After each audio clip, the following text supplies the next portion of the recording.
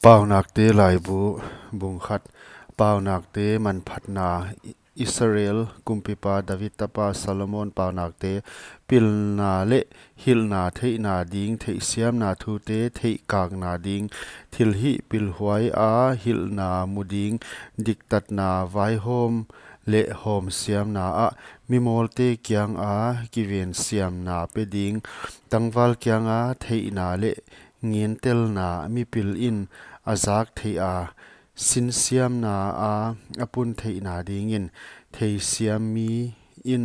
thupa te aphak thei na ding a paunak le lim a thugen thei siam ding mi pil te thu te gen te na thu gen thei hak te thei siam ding in toilai te thu hil na topa ki tak thei na kipat na a hi hima le mi hai in pilna le hilna amusit katapa napa hilna za in nanu dan mangil ken nalu ading in dei huai lutang zem le nangong vial khai nyang te hiding a hingala katapa mi hial ten a hon zol uwa le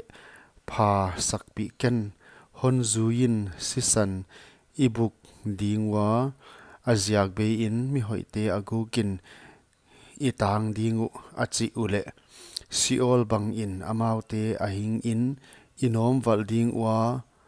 huan ko huk sung a paisuk te bang in apumin van man pha teng teng imuding wa galak in I in te u idim sak ding u natan ko lak a na sep lut ding a sumbom khat inei khom ding wa katapa lampia amao to ton ken alampi wa kipan na he kai ki kin gilo hi ding in a he u atai ngala huan se san swa ding in akino u hi vasa him mit mu in len akipha thon ngal a huan hiai ten amao se san nge atangwa amao hin na nge agukin abuk ku hi huchi bang tu michi punna a du gol te lampi a hiya huai in anei tu te hin na alak mang sakhi pilna akiko kongjing a ngai takin pilna akikowa munlian a o aswa a mi pi om khom te mun pi pe na akikowa kongpi te lut na a khopi a athu te again bangtan e ha no mi mol ten mol na I dingu nui san mi ten nui san a amaute akipa ding wa mi hai ten theina a huwa dingu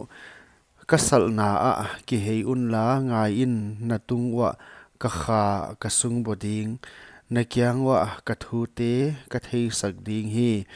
kasap a nanial zia kun kaban te kazaka kwa ma in alim sakke u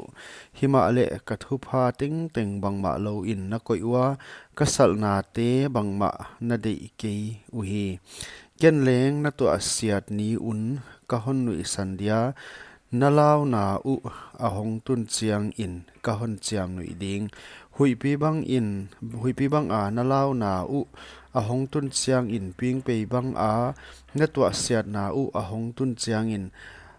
lung kham na le da na na tung wa ahong tun chiang in huai hun chiang in ke ahon samding wa hima le kadong ke ding thanwam tak in ahon zong ding wa hima le ahon mu ke ding u theina ahuat wa topa ki tak na azon lo zia kun kathupa lak a bangma adi ke wa kasal na teng teng amusit u hi huai ziakin alampi u ga